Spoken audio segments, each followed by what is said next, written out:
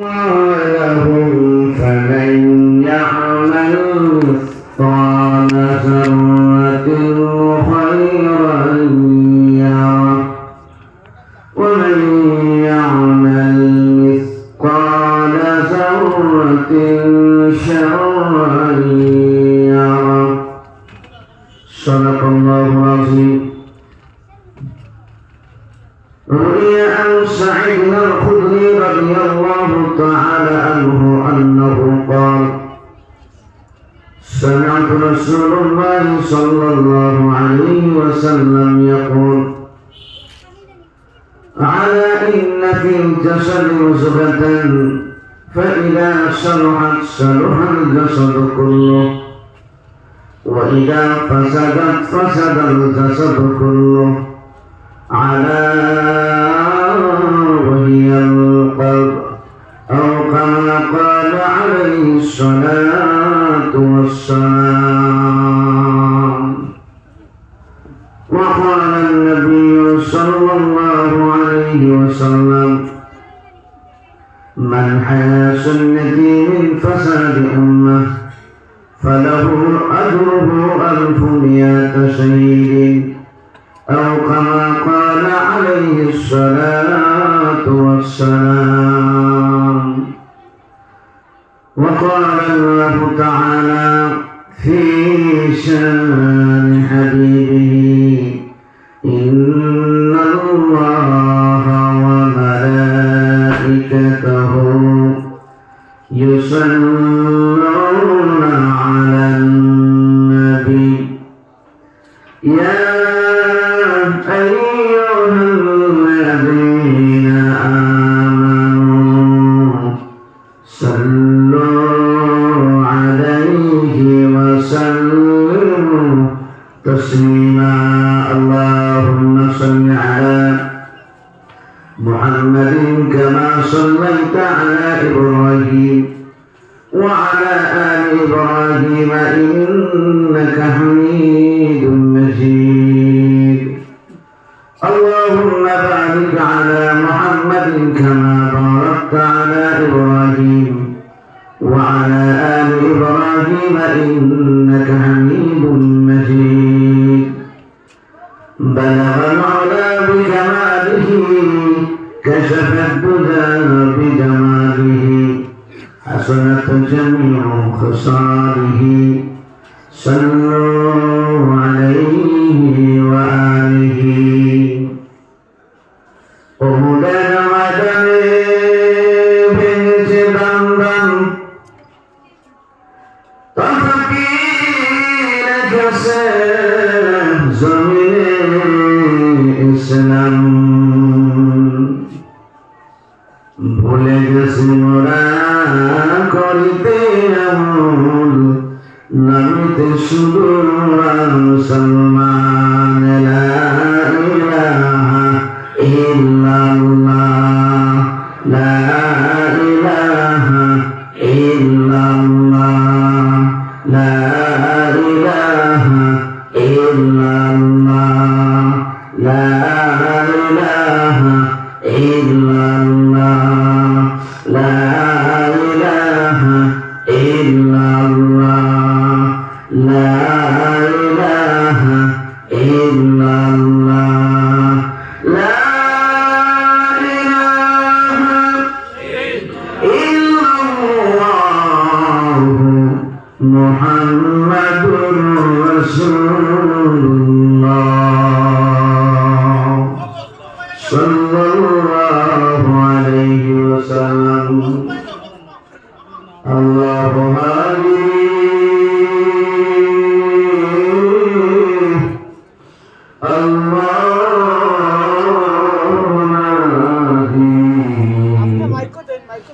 Allahu shahidi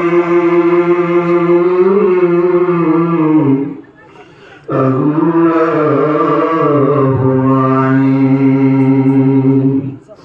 Illallah illallah illallah illallah illallah illallah illallah illallah illallah illallah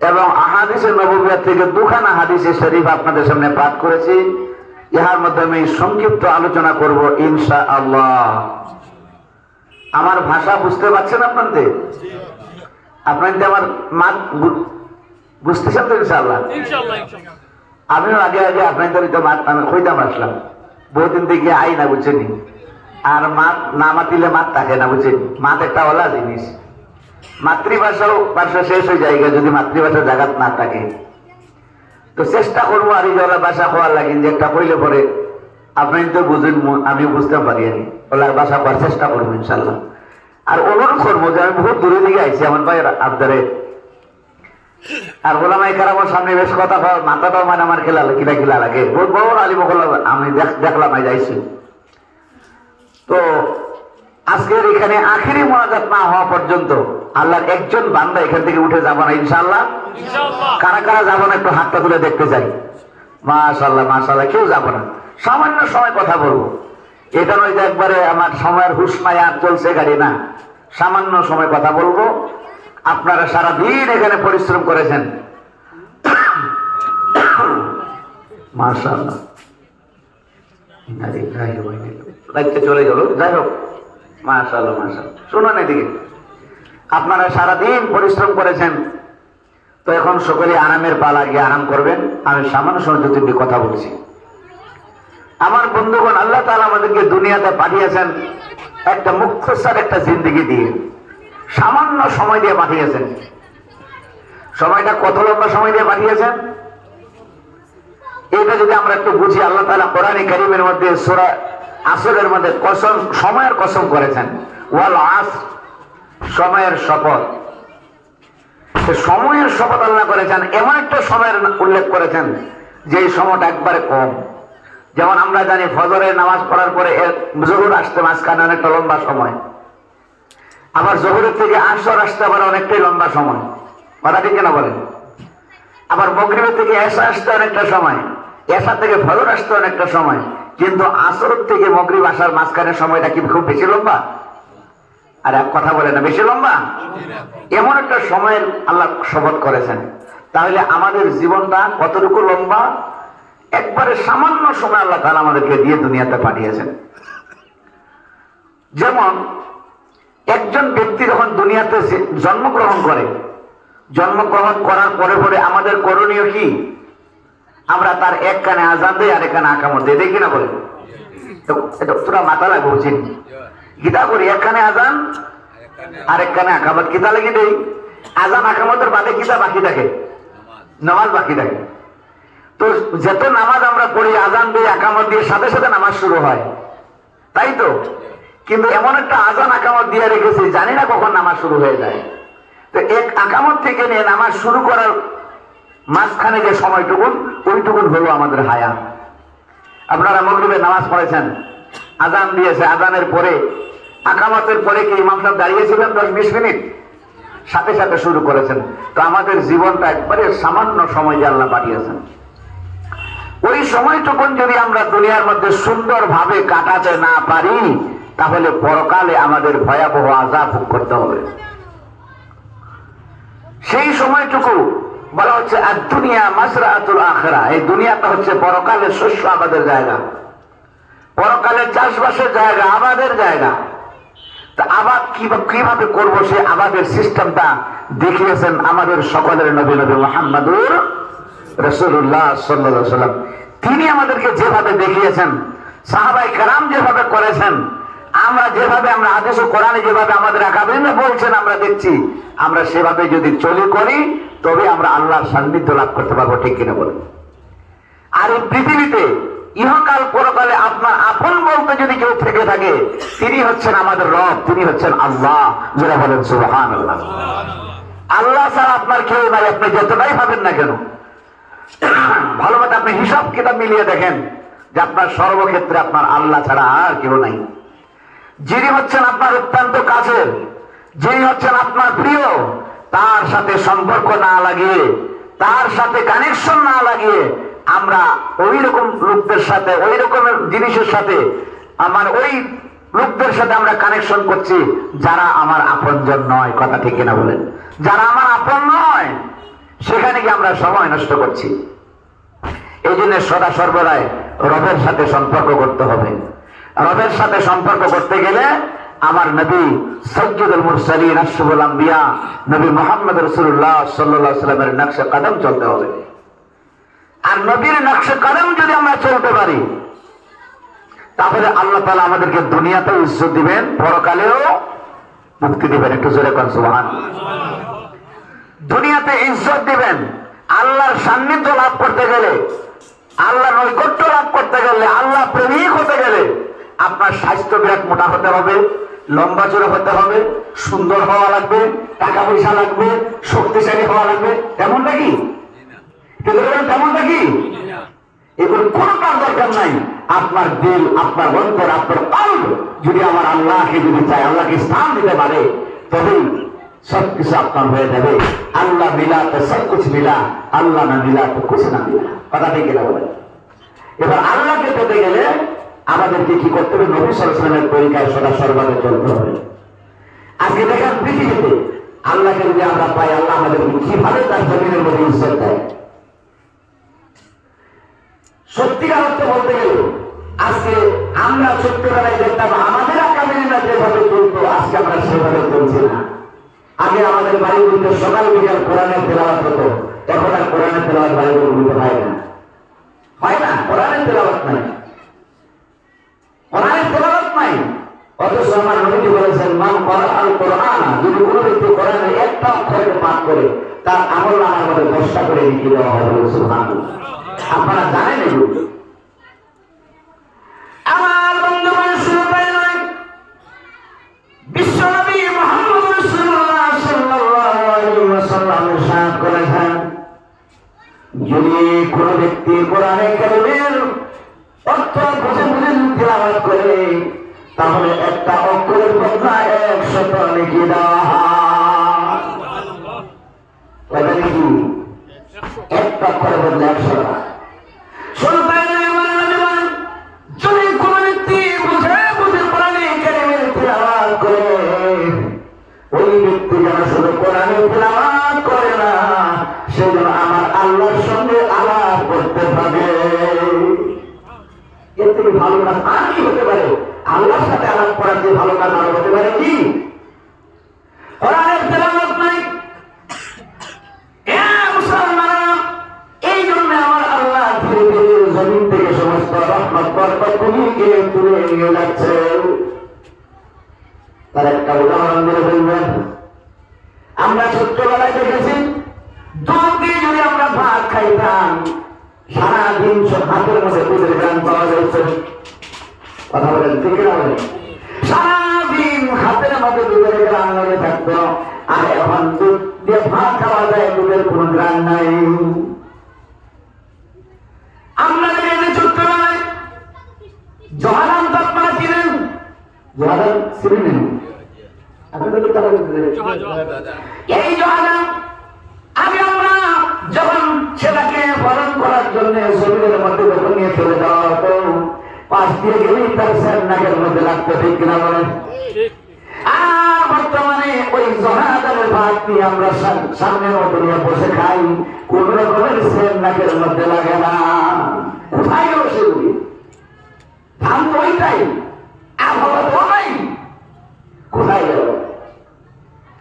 আপনি বাগান থেকে, দিনের বাড়ি থেকে, কলার গাছ থেকে কলা পেরে আপনি খাবেন, কলার স্যার নাই। একটা ডিম ভাজি করবেন, তার মধ্যে স্যার নাই। আসলে শেষ, সম্পর্ক শেষ। কারণ আল্লাহর সাথে তার বান্দার কানেকশন নষ্ট হয়ে গেছে। আল্লাহর সাথে তার বান্দার কানেকশনে ক্যান্সার হয়েছে, জাবরা হয়ে গেছে, ভেদা পড়ে গেছে, যার কারণে আল্লাহ তাআলা তার রহমত বরকত গুলিকেও মানে আটকে দিয়েছে। মুসলমানেরা, এবার বলতে পারেন, হুজুর এমন একটা সময় ছিল আমাদের ঘরে খাবার ছিল না, কিন্তু এখন খাবার হয়ে যাবে, এটা বলতে পারেন?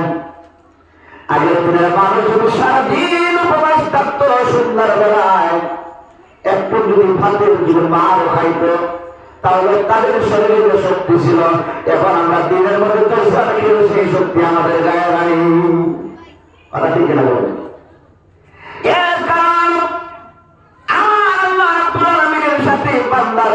সম্পর্ক করার কথা ছিল। আমরা যে ওয়াদা করেছিলাম আল্লাহর মধ্যে যখন জিজ্ঞাসা করা হয়েছিল আলাস্তু বিরাব্বিকুম, আমি কি তোমাদের প্রভু নই? আমরা বলেছিলাম বাবা, অবশ্যই আপনি আমাদের রব। আমরা সেখানে স্বীকার করে আসছিলাম, কিন্তু দুনিয়ায় আসার পরে বলি আল্লাহ তুমি আমার রব না। আমাদের কাজ দিয়ে তা প্রমাণ দেয় আল্লাহ তুমি আমার রব না। কথাটা বলেন নাই, মুখ দিয়ে বলে না, কিন্তু কাজের দ্বারা বুঝিয়ে দিই। কেমন করে বুঝিয়ে দিই? আমরা বুঝিয়ে দিই কাজের দ্বারা প্রমাণ করে দিই আল্লাহ তোমার কোরআনও ভুল, তোমার নবীর হাদিসও ভুল। আমরা কাজের দ্বারা প্রমাণ করছি। যেমন আল্লাহ বলেন তোমরা জীবনও মিথ্যা কথা বলবে না, আর আমরা মিথ্যা কথা বলি মানে হলো কোরআনের কথাটা মিথ্যা। মিথ্যা বলা জায়েজ করা হয়, মানে কোরআনকে আমরা চ্যালেঞ্জ করছি। কোরআন মানে দিলাম তোমরা উসুলের কাউকে কম দিও না, আমরা কিন্তু উসুলের মধ্যে কম দেই। কোরআন বলো গীবত করো না, কোরআন মানে সুদ খেয়ে না, কোরআন বলেন ব্যভিচার করো না, আর আমরা সমস্ত খারাপ কাজগুলিকে করি মানে হলো কোরআনের সঙ্গে চ্যালেঞ্জ করছি। কিনা? অথচ সাহাবায়ে কেরামদের আদত ছিল সামিআনা ওয়া আতানা, তিনারা নবীজির কাছ থেকে যাহা শুনতেন সাথে সাথে মেনে নিতেন। একটু জোরে বলুন সুবহানাল্লাহ। বন্ধুরা আমার, সংক্ষিপ্ত করে একটা হাদিস আপনাদের সামনে তুলে ধরতে চাই। সময়ের অভাবে বেশি কথা বলা যাবে না। এ মুসলমানেরা, নবীর মহব্বত আমাদের অন্তরের মধ্যে আসেনি? আছে নবীর মহব্বত আছে? নবীর মায়া আছে না? তো আমার ভাষা বুঝতে হচ্ছিল না? আমার ভাষা বুঝতে না বলে চিল্লাচিল্লি করে লাভ নেই। নবীর মহব্বত কত রকম করা। মুসলমান, আমার নবী এই দিনের জন্য পেটের মধ্যে পাথর বেঁধেছে। নবীর জীবনের কথা শুনলে আমাদের পরিবার আঘাত লাগে না। নবীর দুঃখে আমরা দুঃখিত হই না। কেমন নবীর রাশি হই না আমরা মুসলমান। আমরা আগে দেখেছি আমাদের আগামীরা দুহাত তুলে আমাদের দরবারে কান্না করতো, শস্য তাদের চোখে পানি থাকতো, নামাজ করে কান্না করতো, তিলাওয়াত করে কান্না করতো। আর বর্তমানে আমাদের মাসকে মাস চলে যায়, আমাদের চোখের মধ্যে পানি আসে না। কানেকশন হবে কি করে? কানেকশন হবে কি করে? আল্লাহর সাথে কানেকশন করার একটা উত্তম উপায় হচ্ছে আল্লাহ দরবারে বান্দা তার চোখের পানি হবে। হাদিসে কুদসির মধ্যে আসছে আল্লাহ নবী সাল্লাল্লাহু আলাইহি ওয়াসাল্লাম তিনি কাছে আল্লাহ ইরশাদ করেছেন, আমার হাবিব জেনে রাখো, আমার বান্দা যখন আমার দরবারে তওবা করে চোখের পানি ছেড়ে দেয়, আমার আল্লাহর কুদরতি হাত দিয়া বান্দার চোখের পানি গুলি মুছে আর বলে বান্দারে কাঁদিস না, আমি তোর জীবনের গুনাহগুলি মাফ করে দিয়েছি। আমরা কান্না করি আল্লাহর কাছে দুইটা ফোঁটা সবচেয়ে প্রিয়, তার মধ্যে একটা হলো আল্লাহ রাস্তায় যারা শহীদ হয়, শহীদের রক্তে ফোঁটা আল্লাহর কাছে প্রিয়। আরেকটা হলো বান্দা যখন আল্লাহর দরবারে কান্না করে, চোখের পানি ফেলে কান্না করে, চোখের পানির ফোঁটা আল্লাহর কাছে প্রিয়। একটু সুরে বলা যাবে কি সুবহানাল্লাহ? সুবহানাল্লাহ বলে পাবেন, সুবহানাল্লাহ বলে গুনাহ হয়নি, গুনাহ হয়নি, কি হয়? কতটুকু সওয়াব হয়? আমার আল্লাহর নবী বলেন, যদি কোন ব্যক্তি একবার সুবহানাল্লাহ পড়ে তার আমলনামায় সাথে সাথে 10টা নেকি লিখে দেওয়া হয়। আর একবার সুবহানাল্লাহ বলার বদৌলতে ওই ব্যক্তির জন্য জান্নাতে একটা বৃক্ষ রোপণ করা হয়। মাহবুব মুসলিম বলবো বেশি বেশি করে আল্লাহ দরবারে থাকতে হবে। সাহাবায়ে কেরামের দিকে তাকান, আমার নবীজির মিছিলে তারা বসে থাকতো, আমার নবীজির চেহারার দিকে তাকায় তাকায় ফেলে কাঁদত। একটা হাদিস আমি আপনাদের সামনে শোনাতে চাই। একজন সাহাবীর নাম আপনারা শুনে থাকবেন, যেই সাহাবীটা যখন রাস্তা দিয়ে চলাফেরা করতো, রাস্তা দিয়ে যখন হেঁটে হেঁটে যাইতো, দূরের থেকে মনে হতো যেন একটা ফুটবল হেঁটে হেঁটে যাচ্ছে, ফুটবল একটা গড়িয়ে গড়িয়ে যাচ্ছে। তাহলে একটা মানুষ যখন হেঁটে যায়, দূরে থেকে দেখা যায় ফুটবল গড়িয়ে যাচ্ছে, তাহলে লোকটা কত লম্বা হতে পারে, কতটুকু হতে পারে? 1 থেকে 1.5 ফুটের কোনো কিছু একটা হতে তাই তো? বান্দরবান আমার হাদিস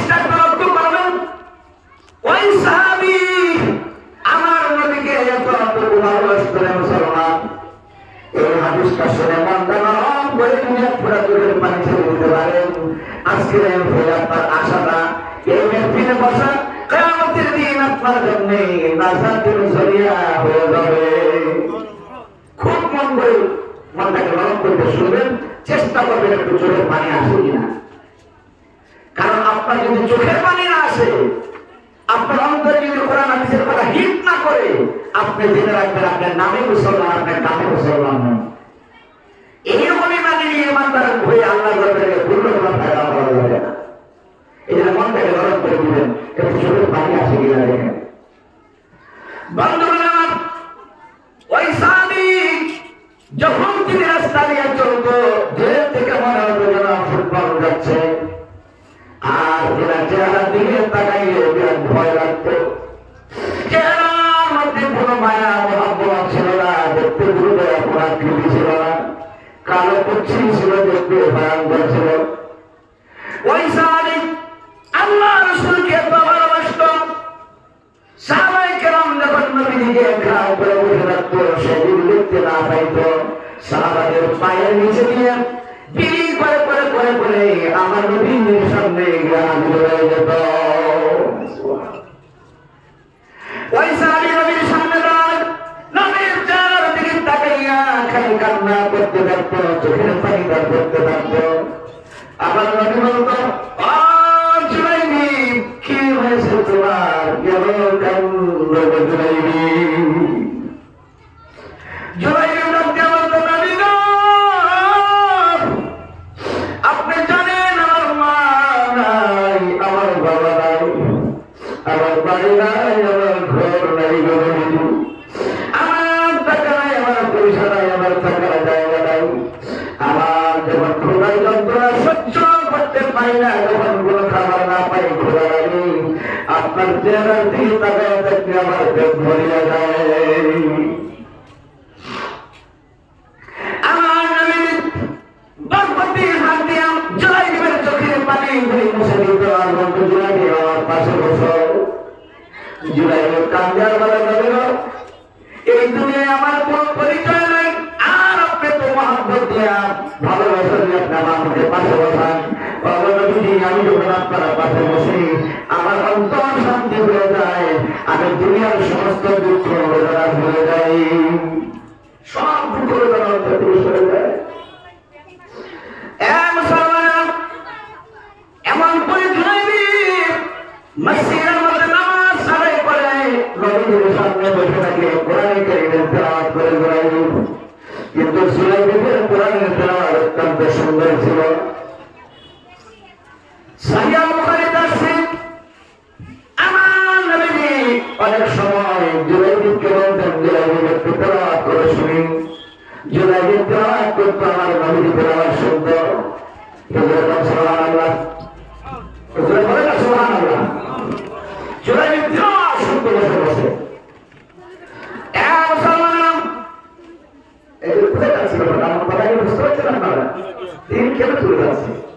একটু সময় আপনাদের কাছে চেয়ে নিচ্ছি, সামান্য সময় কথা বলে ইনশাআল্লাহ আখিরে দুয়ার দিকে আসবো।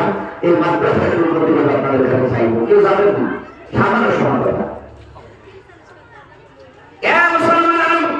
এবার হযরত জুলাইবি আমার নবীর সঙ্গে অত্যন্ত ভালোবাসা, অত্যন্ত মহব্বত জন্ম হয়ে গেল।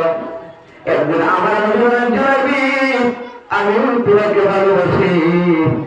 জুলাইবি ডাক দেওয়া, আপনাকে দেখতে না পাই, আমার অন্তরটা পাগল পাগল হয়ে যায়। সুবহানাল্লাহ, বলে না সুবহানাল্লাহ। আমার নবী বলেন, জুলাইবি বসে থাকো, আমার পাশে তুমি বসো। একদিন আমার নবী বলেন, ও জুলাইবি, তুমি কি বিবাহ করো না? এইরকম একটা ছোট্ট মানুষ, তাকে নবীজি বলতেছেন, তুমি কি বিবাহ করবে? হযরত জুলাইবি কেমন কথা আপনি বলেন নবীজি, আমার বাড়ি নাই, ঘর নাই, মা নাই, বাবা নাই, আমার টাকার জায়গা নাই, টাকা নাই, পয়সা নাই, আমি দেখতে সুন্দর নয়, আমার বংশের পরিচয় নাই, নবীজি, আমাকে কে বিবাহ করবে? আমার কাছে কে বিবাহ দিবে? নবীজি, কে আমার কাছে বিবাহ দিবে? আমার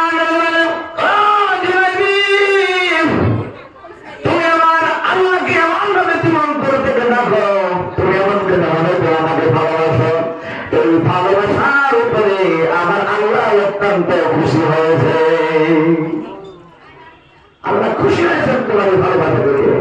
সুতরাং তুমি চিন্তা করো না, আল্লাহ তোমাকে রাফা না করে উপরে তোমাকে আগে বাড়াবে। এবার জুলাইবিন ডাকতে বলে নবী, না না, আমাকে কে বিবাহ করবে? আমার তো কোনো পরিচয় নাই, আমার টাকা নাই, পয়সা নাই। এবার আমার নবী বলার পরে 3 দিন মাঝখানে চলে গেলেন, কোনো কিছু বললেন না। আবার 3 দিন পরে আমার নবী বললেন, জুলাইবিন তুমি কি বিবাহ করবা? জুলাইবিন আমার একই উত্তর দিয়ে দিল। আবার এই জবাব শুনে বললেন, জুলাইবিন তুমি কি বিবাহ করবা? জুলাইবিন বলেন, আমাকে কে বিবাহ করবে? এমন করে আবার 3 দিন পরে এমন করে 9 দিন যখন হয়ে গেল, 9 দিন পরে জুলাইবিন তিনি বসেছিলেন এক জায়গায়। আমার নবী ডাক দিয়ে বলেন, সাহাবারা আমি কেবল জুলাইবিনকে দেখতে পাচ্ছি না।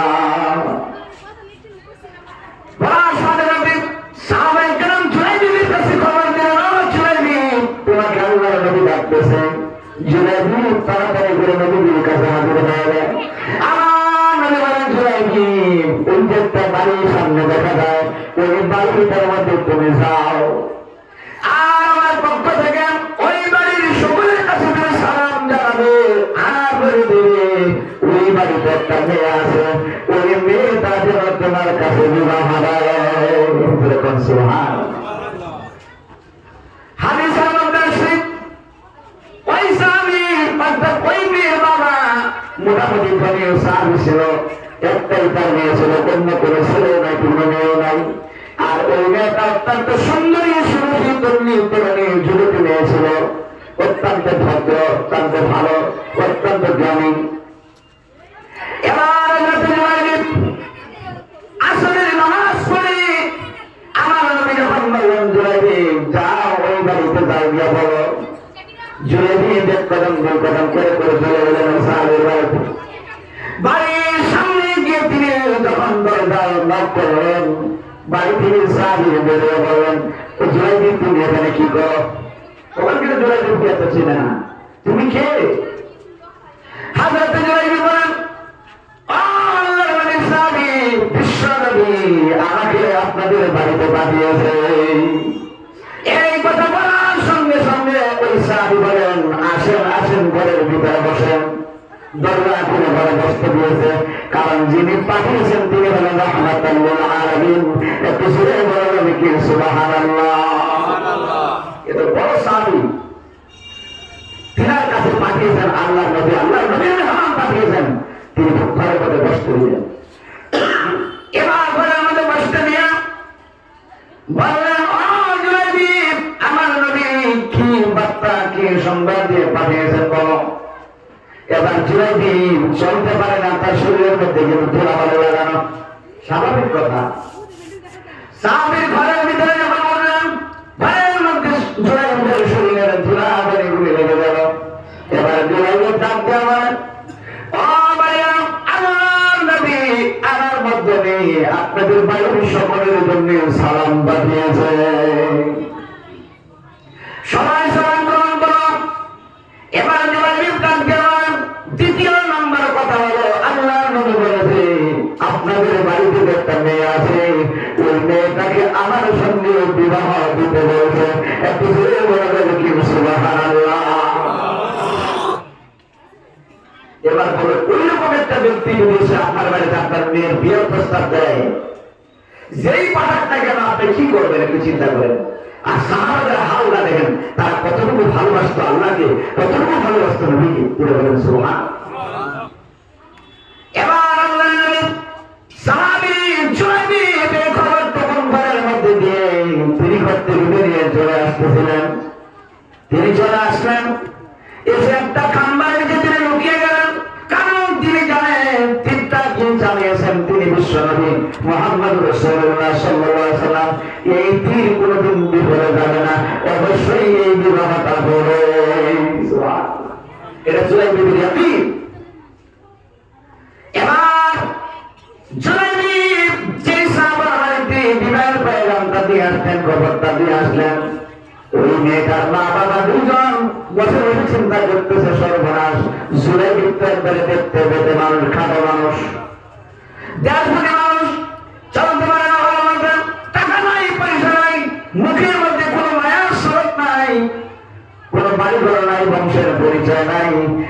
মেয়ের বিবাহের কথা বলছে। এবার যদি এই কথাটা আমার মেয়ের কাছে বলি, মেয়ে যদি গ্রহণ না করে যদি অন্য সিদ্ধান্ত নেয়, তাহলে আর কেমন করে নবীজির কাছে মুখ দেখাবো? কিভাবে নবীজির কাছে মুখ দেখাবো? সুতরাং স্বামী স্ত্রী আলোচনা করছে, চলো নবীজির কাছে যাই, গিয়ে বলে দিই, নবী আপনার জীবনের সব কথা আমরা মানতে রাজি, আমার মেয়ে বিবাহ প্রস্তাব দিয়ে পাঠিয়েছেন, শুধু এই কথাটাকে আপনি উল্টো করে নেন, এই কথাটা ভাবলেন। এবার ওই মেয়েটার মা বাবা বুদ্ধি করে যখন ঘর থেকে রওনা দিয়েছেন নবীজির কাছে আসবেন, নবীজির কাছে এসে কথাটা বললেন, আর মেয়েটা কিন্তু বাড়ির ভিতরে বসে বসে সমস্ত কথাগুলি কিন্তু শুনতেছিল। এবার মেয়েটা দল দিয়া করতে গেলে তার মা বাবার সামনে দাঁড়িয়ে বলে, ও আমার মা বাবা, তোমাদের সাহস তো কম নয়, তোমরা কি সিদ্ধান্ত নিয়েছো? এটা আল্লাহ নবী আমার খবর রেখেছে, আমি যে তোমাদের বাড়ির একজন মেয়ে, আমার খবর আমার নবীদের কাছে আছে, আর আমার নবী কোনদিন আমাদের মন্দ চাইবেন না, খারাপ চাইবেন না, আমাদের খারাপ কোনদিন তিনি চাইবেন না। সুতরাং আল্লাহ নবী আমার বিবাহ যেখানে যাওয়ার জন্য মনস্থ করেছে সেখানেই বরকত হবে। না না না আব্বা, আমি এই বিবাহে রাজি হয়ে গেলাম। একই জুড়ে বলে রেখে সুবহানাল্লাহ, মেয়ে বিবাহে রাজি হয়ে গেল। এবার সাহাবী মেয়েটাকে নিয়ে তার মা বাবা আমার বিশ্বনবীর দরবারে হাজির হয়ে বলেন, নবী গো, আপনার প্রস্তাবে আমার মেয়ে রাজি হয়েছে, আমরা রাজি হয়েছি, আপনার বিবাহের ব্যবস্থা করে দেন নবীজি। আমার সাহাবীদের কাছে ঘোষণা দিলেন, ও সাহাবীরা, আগামীকালকে জুমার দিন আমার জুলাইবিবের বিবাহ হবে, তোমরা জুলাইবিবের বিবাহের মধ্যে আসার সময় তোমরা কেউ খালি হাতে আসবে না, তার যতটুকু সমর্থ কিছু না কিছু নিয়ে আসবা। এবার সাহাবায়ে কেরাম কেউ টুট নিয়ে আসলেন, কেউ দুম্বা নিয়ে আসলেন, কেউ ভেড়া নিয়ে আসলেন, কেউ টাকা পয়সা নিয়ে আসলেন, সোনা দানা নিয়ে আসলেন, কেউ খেজুর নিয়ে আসলো, অনেক রকমের জিনিস সেখানে হাজির হয়ে গেল, স্থির হয়ে গেল। আল্লাহ নবী জুমার দিনে জুমার নামাজ পড়ালেন, জুমার নামাজ পড়িয়ে জুলাইবিবের বিবাহ পড়িয়ে দিয়ে আমার নবীজি আল্লাহর দরবারে কান্না করে বলে, আল্লাহ আমি জুলাইবিবের উপর রাজি হয়ে গেছি, আল্লাহ আমি জুলাইবিবের উপর রাজি এবং খুশি, জুলাইবিবের বিবাহের ব্যবস্থা করে দিলাম, আল্লাহ তুমি তার জন্য তোমার রহমত বরকতের দরজা খুলে দাও। হাদিসের মধ্যে আসছে আমার নবী এত কান্না করতেছিলেন, কাঁদতে কাঁদতে আমার নবীর চোখের পানি বয়ে, নাকের ডগা বয়ে, দাঁড়িয়ে বয়ে, নবীর সুরাহ ভিজে যাচ্ছিল, কেউ কান্না করছিলেন, হাতগুলি এমন করে উচ্চার করে দোয়া করেছিল, নবীর বগলের যে সাইডগুলো তেমন দেখা গিয়েছিল, এমন করে তিনি দোয়া করতেছিলেন। আর আমার আল্লাহ হযরতে জুলাইবিবের ক্ষেত্রে আল্লাহ নবীর দোয়াগুলি মঞ্জুর করে নিলেন। মঞ্জুর করে নেওয়ার পরে জুলাইবিবের যখন বিবাহ হয়ে গেল, জুলাইবিব সেই বিবাহের তার জিনিসপত্র আসছিল, ওইগুলি দিয়ে তিনি ব্যবসা বাণিজ্য শুরু করে দিয়েছে। সব জিনিস তো খাওয়ার প্রয়োজন হয় নাই, অনেক তো ছিল, সেগুলি দিয়ে তিনি আর কি করলেন, বিবাহের মানে ব্যবসা বাণিজ্য শুরু করে দিলেন জুলাইবিব। কিতাবের মধ্যে আসবে জুলাইবিব তার ব্যবসার মধ্যে আমার আল্লাহ এমন বরকত দেওয়া শুরু করেছে, 6 মাসের মধ্যে জুলাইবিব এমন ধনী হয়ে গেছে, উসমান আল গনির মতো তিনি দান করতে পারে, যেরকম সুবহানাল্লাহ। উসমান গনি রাদিয়াল্লাহু তাআলা তিনি যদি দান করে 100 উট, জুলাইবিব দান করে 150 উট, হযরত উসমান গনি যদি দান করে 200 উট, জুলাইবিব রাদিয়াল্লাহু তাআলা দান করে 300 উট, এমন পরিমাণের ধনী আমার আল্লাহ হযরত জুলাইবিবকে বানিয়ে দিয়েছে, যেরকম সুবহানাল্লাহ। এটা কিসের কারণে? একমাত্র কোরআনের প্রেমে, নবীর ভালোবাসায়, নবীর মহব্বতে আমার আল্লাহ তার উপর রাজি এবং খুশি হয়ে দিচ্ছেন। আমরাও যদি আল্লাহর প্রতি খুশি হতে পারি, আমরা যদি আল্লাহকে যদি রাজি খুশি করতে পারি, আমরা রাসূল ইসলামের পূর্ণাঙ্গ তরিকা মেনে চলতে পারি, আল্লাহ আমাদের জীবনের বরকত দিবে। দিবে কিনা বলেন? দিবে কিনা বলেন? আল্লাহ দিতে পারেন কিনা বলেন? আল্লাহ দিতে পারেন। এ মুসলমানরা, পূর্ণাঙ্গভাবে আল্লাহর হুকুম আমাদের তরিকা মানতে হবে, তবেই দুনিয়ার ফায়দা পাওয়া যাবে। এবার জুলাইবিবের টাকার অভাব নাই, জুলাইবিবের সম্পদ নাই।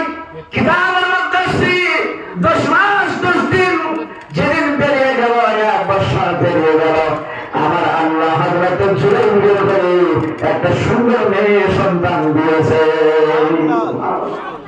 একটা সুন্দর একটা মেয়ে সন্তান জন্মগ্রহণ করেছে।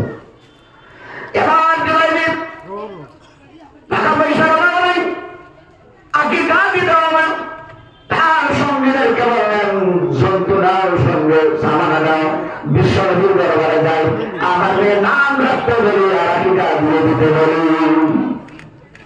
এবার জুলাইবিব তার সন্তানকে নিজে খুলে দিতে পারে না, কারণ তার হাতের অবস্থা তেমন না, তিনি সন্তান নিয়ে কি করে চলবেন সেই বুদ্ধিতে তার এমন নাই, সে অবস্থাটা তার তেমন শরীরের মধ্যে নাই। জুলাইবিব তার স্ত্রীকে বলেন, চলো সন্তান খুলে নিয়ে চলো, বিশ্বনবীর দরবারে যাই। সাথী সঙ্গীদের সবাইকে আমার নবীর কাছে চলে গেলেন। আপনার দোয়ার বরকতে আল্লাহ আমাকে এত সম্পদ দান করেছে, আর আপনার দোয়ার বরকতে আল্লাহ আমাকে একটা মেয়ে সন্তান দান করেছে।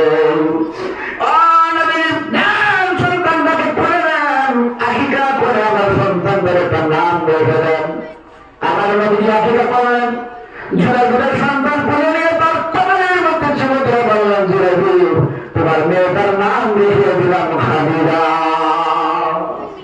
সুবহানাল্লাহ। কালকে বলেন, কালকে আজকে রাস্তায় যদি পার হয়, হাইরে মুসলমান সুবহানাল্লাহ বলতেছে না, ব্যাপারটা কোথায় আসলাম? জুড়ে বলেন সুবহানাল্লাহ, আরেকটু জোরে সুবহানাল্লাহ। মুসলমান, এবার জুলাইবিবের সম্পত্তির কোনো অভাব নাই, মেয়েটা তার জন্মগ্রহণ করেছে, কিতাবের মধ্যে আছে তার সম্পদ খালি বাড়ছে বাড়ছে, এমন সম্পদশালী হয়ে গেল। উসমান আল গনি রাদিয়াল্লাহু তাআলা থেকে বেশি সম্পদ হয়ে গেল তার। এবার জুলাইবিব আমার যখন 1 বছর বড় হয়ে গেল, আমার আল্লাহ জুলাইবিবের করে আরেকটা ছেলে সন্তান দান করেছে, পূর্ণিমার চাঁদের মতো সুন্দর সন্তান দিয়েছে।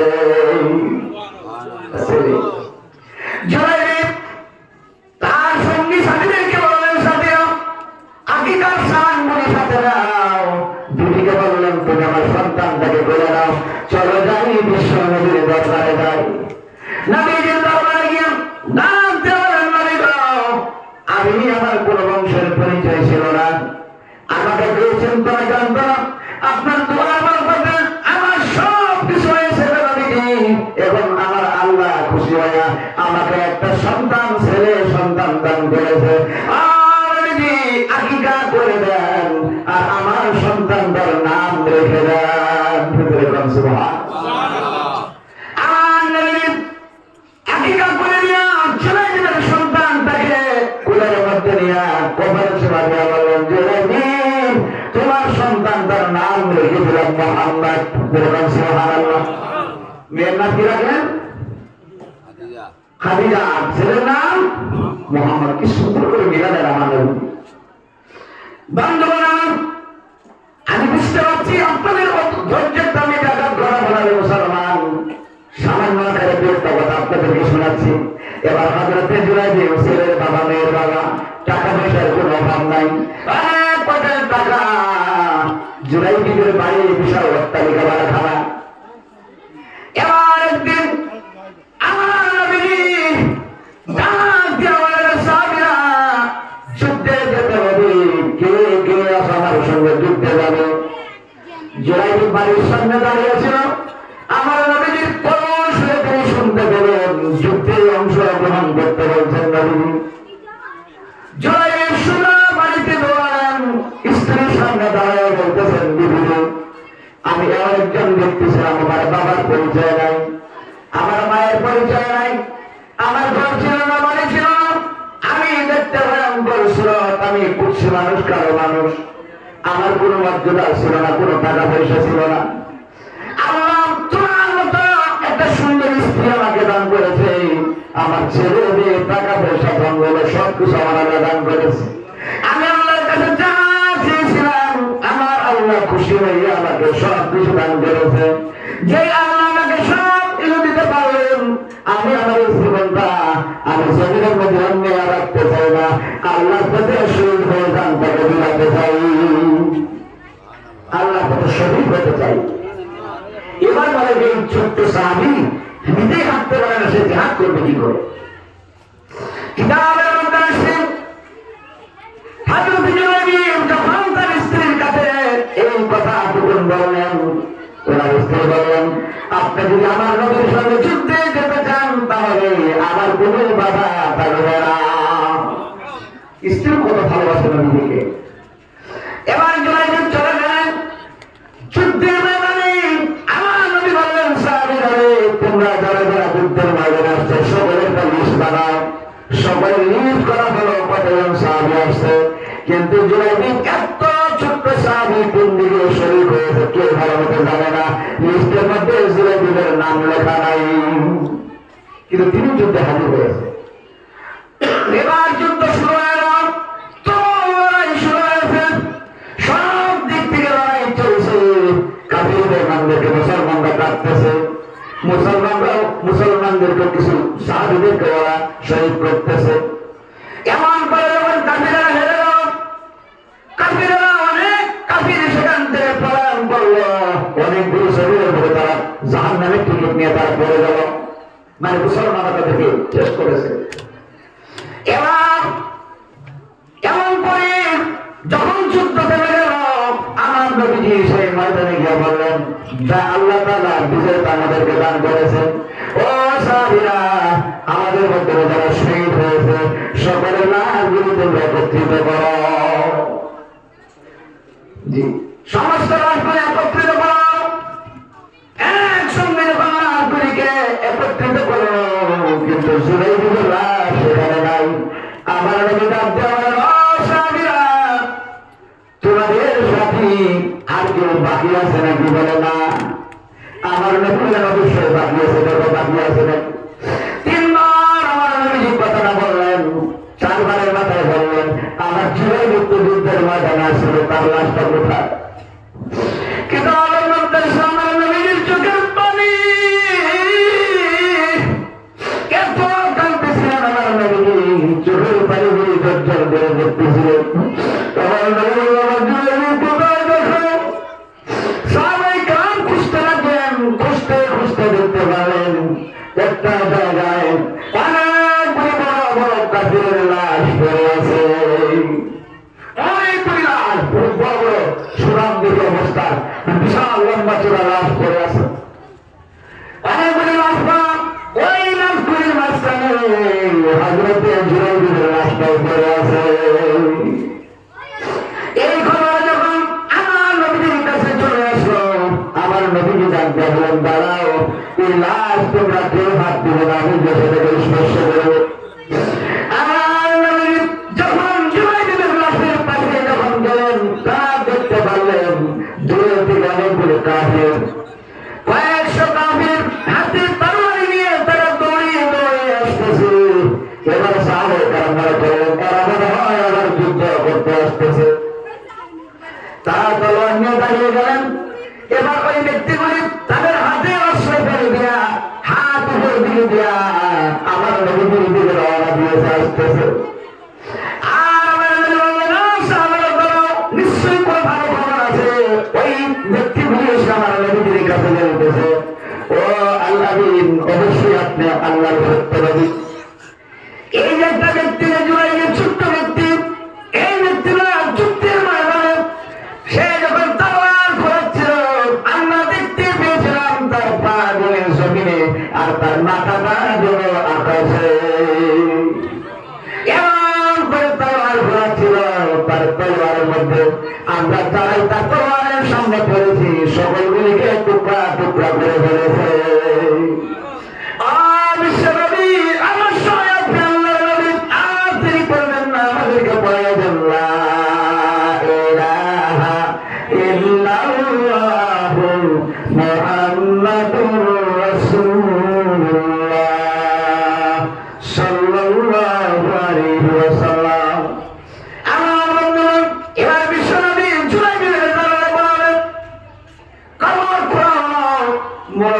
সমস্ত শহীদ যারা হয় বড় করে একটা কবর করে সেখানে অনেক টাকা নয়।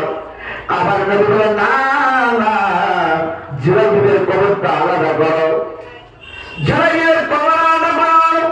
আমার বরকতি নবী জুরাইবের লাশের হাতের নিচে দিকে হাত ঢুকাই দিয়া জুরাইবের লাশটাকে নিয়ে আমার নবী কাঁদতেছিলেন আর আল্লাহর দরবারে বলতেছিলেন, আল্লাহ আমি আমার জুরাইবের উপরে রাজি এবং খুশি ছিলাম, আল্লাহ মেহেরবানি করে তুমি আমার জুরাইবের উপরে রাজি এবং খুশি হয়ে দাও, আল্লাহ তুমি জুরাইবের কবরটাকে তুমি জান্নাতের ঠিকানা বানিয়ে দাও। এই কথা বলে আমার নবী জুরাইবের লাশটাকে কবরের মধ্যে রাখলেন, দাফন করা হলো। এবার কিতাবের মধ্যে আসলে আমার নবী যখন জুরাইবকে দাফন করে যখন ময়দান থেকে সাহাবায়ে কেরামদেরকে নিয়ে ফিরে আসতেছিল, ওদের মধ্যে কিছু সাহাবায়ে কেরাম স্বপ্নে দেখতে পেলেন হযরত জুরাইব আল্লাহর জান্নাতুল ফিরদাউস ফেরেশতাদের সঙ্গে ঘুরে বেড়ায়। সুবহানাল্লাহ। বন্ধুরা, এই হাদিসটুকু সহিহ হাদিস আপনাদের সামনে উত্থাপন করার উদ্দেশ্য হলো আমরা যদি আল্লাহর পথে দান করি আমাদের দানের মধ্যে আমার আল্লাহ বরকত দিবেন। আমরা যদি আল্লাহর সঙ্গে সম্পর্ক করি আমার আল্লাহ আমাদের সঙ্গে সম্পর্ক লাগাবেন। আল্লাহ যদি আমাদের হয়ে যায় সবকিছু আমাদের হয়ে যাবে, আল্লাহ যদি নারাজ হয়ে যায় সব কিছুই তোর নাম ধ্বংস হয়ে যাবে। আল্লাহ আমাদেরকে টাকা দিয়েছেন, পয়সা দিয়েছেন, সম্মান সব অনেক কিছু দিয়েছেন। মুসলমান যত বেশি বেশি করে আল্লাহর পথে দান করা যাবে আমার আল্লাহ সম্পদের মধ্যে তত বেশি বেশি বরকত দান করবে। কথা ঠিক না বলেন? আপনারা কবরে দেখেন যারা বেশি দান করে তাদের উন্নতি বেশি হয়, যারা দান করে না বেশি করে হাতের মধ্যে টাকা ধরে রাখে দান করতে চায় না, কিছুদিন পরে পরে খালি বলগুলোর চেন্নাই দৌড়ায়, ঠিক না বলেন? বেমার আধারে ছাড়ে না এমন অবস্থা দাঁড়ায়। এ মুসলমান, আল্লাহর নবীর ঘর এখানে হাদিসের দরকার। আমার নবীর মহব্বতে নিজের মা বাবা যারা কবরে চলে গেছে তাদের আত্মার মাগফিরাতের জন্য, দাদা দাদি নানা নানি শ্বশুর শাশুড়ি তাদের আত্মার মাগফিরাতের জন্য আল্লাহ রাব্বুল আলামিনকে রাজি খুশি করার উদ্দেশ্যে আজকের মাদ্রাসার জন্য আপনারা সকলেই দান করবেন। এই মাদ্রাসায় ছাত্রীরা হাদিস করে আলিমা হয়েছে, কিয়ামতের দিন এই আলিমাগুলি আপনাদের জন্য নাজাতের জরিয়া হবে। সুবহানাল্লাহ। হাফিজা হয়েছেন দুজন, বিরাট বড় কথা। বাবু আমি আপনাদেরকে বলবো না এত লক্ষ এত কোটি এত হাজার, আপনার ইচ্ছা খেলে খুশি হয়ে গিয়ে কত দিবেন একটু তাড়াতাড়ি করে। আমি দেখলাম মাদ্রাসা ঘুরে মাদ্রাসার বাউন্ডারি একান্ত প্রয়োজন, মাদ্রাসাতে রুল আছে। আমি প্রধান বিষয় আমি পা রেখে বুঝতে পেরেছি যে এই মাদ্রাসাতে শ্রদ্ধা, এটাতে মোটা মাদ্রাসা নয়। আমরা জমি অনেক মোটা মাদ্রাসা আমি পেয়েছি, এটা ভাষা দিয়ে বলতে পারবো না, আমি এটা ভাষা দিয়ে বোঝাতে পারবো না। আমি কি কথাটা বলছি, অনেক মাদ্রাসা আছে মোটা মাদ্রাসা করছে, দাঙ্গা পেয়ে খাচ্ছে, নদীর সাথে কানেকশন নাই, কিন্তু এই মাদ্রাসা মদিনার সাথে কানেকশন রয়েছে। আমি এখানে পা রেখে বুঝতে পেরেছি মাদ্রাসাটা জিন্দা।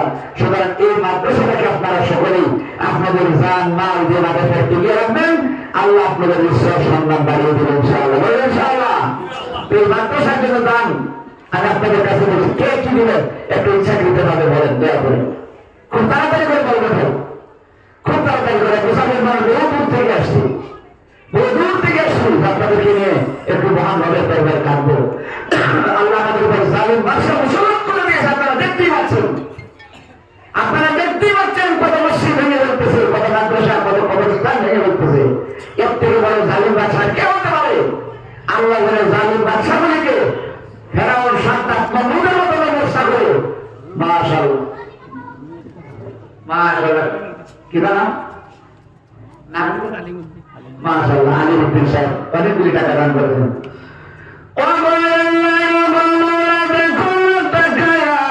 তোমার বান্দা দান করিল মাদ্রাসা লাগিয়া, আলিউদ্দিন নামে আল্লাহ বান্দা তোমার ছিল, অনেকগুলি টাকা তিনি মাদ্রাসাতে দিল।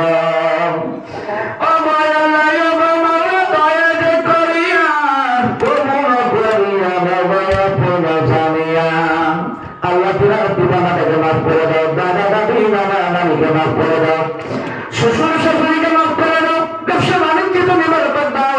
দুনিয়ার সমস্ত বালা মুসিবত থেকে তুমি হেফাজত করো, আমিন সুম্মা আমিন। কি নাম আপনার?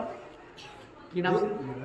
মাশাআল্লাহ, একটু তকবীর দিবা দিলে নারে তাকবীর, আগে নারে তাকবীর। মাশাআল্লাহ, নিজামুদ্দিন নিজামুদ্দিন নামে আল্লাহ বান্দা তোমার ছিল, 1000 টাকা তিনি দান দিয়ে দিল, নারে তাকবীর। আল্লাহ তুমি নিজামুদ্দিন সাহেবের বাবাকে মাফ করে দাও, দাদা দাদি নানা নানি শ্বশুর শাশুড়িকে মাফ করে দাও, আল্লাহ তুমি তার জীবনে দাও নসিব পুরা করে দাও, আমিন সুম্মা আমিন।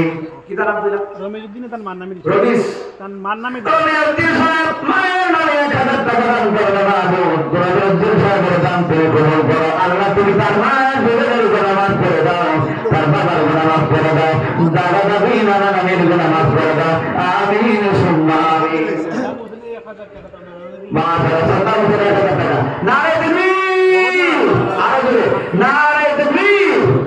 সাদ্দাম হোসেন নামে আল্লাহ বান্দা তোমার ছিল, 1000 টাকা তিনি দান করিয়া দিল, অন্তরের অনেক আশা আল্লাহ তুমি জানো ভালো, মাফ করিয়া দিও আল্লাহ তুমি রহমত আলো, নারে তাকবীর। খুব তাড়াতাড়ি করে সময় নষ্ট না করে, যেহেতু তাড়াতাড়ি পাবেন 1000 করে কমপক্ষে যত লোক আছে সবাই দিবেন ইনশাআল্লাহ, কি না জি জামালউদ্দিন আরো 900 টাকা জামালউদ্দিন দিবে ধীরে ধীরে।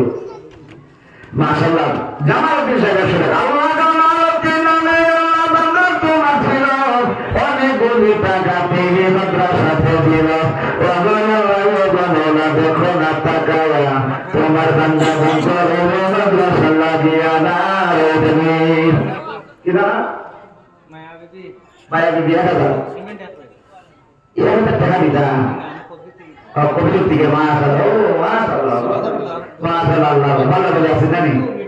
আল্লাহু আকবার। আল্লাহ কফি কামরুল ইসলাম ভাই তার মায়ের জন্য 1 বস্তা সিমেন্ট দান করবে, মাহবুব মেহেরবানি করে তুমি কবুল আর মঞ্জুর করো, আল্লাহ তুমি খালি ফেরত দিও না, আল্লাহ তুমি বাকি দিনের দাই বানিয়ে দাও, আল্লাহ তোমার হাবিবের নকশা কদম চলার তৌফিক দাও, আল্লাহ তুমি বিআইন সফিল করিয়া লাগো, আল্লাহুম্মা আমিন। ভাই খুব তাড়াতাড়ি করে 1000 টাকা দিবেন, খুব তাড়াতাড়ি করে 1000 করে টাকা দিবেন। মাশাআল্লাহ, খুব তাড়াতাড়ি। মাদ্রাসায় অনেক খাদের দরকার, আমি দেখলাম মাদ্রাসার বাউন্ডারি ওয়াল লাগে, মাদ্রাসার বিল্ডিং লাগে, আর 500 টাকা দিলে 1000 টাকা দিবেন। খান দেবে খান মানে আচ্ছা, মাশাআল্লাহ, সামির দিন সাহেব 500 টাকা দান করছেন, আল্লাহ তুমি তার দানটা কবুল করো, আল্লাহ তুমি তার মাই বাবার মাফ করে দিও, আল্লাহ তুমি তার দাদা দাদি নানা সবাইকে মাফ করে দিও, আল্লাহ আল্লাহুম্মা আমিন ইয়া রাব্বাল আলামিন। ও মাওলানা দেখো না তাকায়া তোমার বান্দা দান করিল মাদ্রাসা লাগিয়া, বালাম আলাউদ্দিন নামে বান্দা তোমার ছিল, 1 বস্তা সিমেন্ট তিনি মাদ্রাসাতে দিল, আলাউদ্দিন নামটি তাহার আল্লাহ শুনতে চমৎকার, হাসরেতে করে দিও তুমি তাকে পার, নারে তাকবীর। ভাই খুব তাড়াতাড়ি করে 1000 করে টাকা লাগবে, 1000 করে।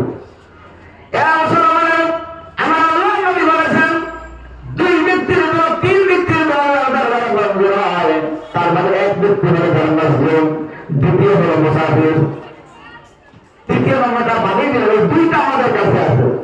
বর্তমানে আসলে মুসলমানের মাশরুম, ঠিক না বলুন? আমিও মাশরুম আর আমি একজন মুসাফির, 2টা গুণ আমার কাছে আছে, একটা আপনাদের কাছে আছে।